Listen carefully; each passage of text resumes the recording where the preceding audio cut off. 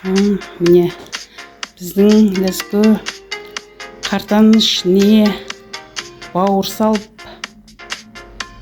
Аты қалай Ләззат, айтшы.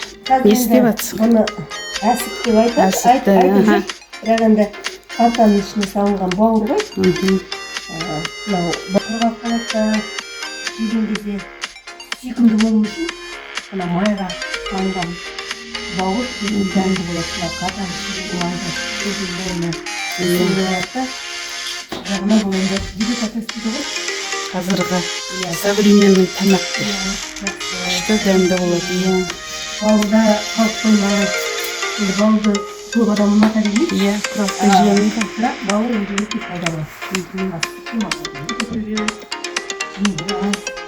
Мына қалтаның ішіндегі бауыр, ол өте сондай дәмді болады. Екеуін істеп қойдыңыздар ма? Бауыр салымыз май көп қой. Оның ішінде кішкене көп саламыз. Осындай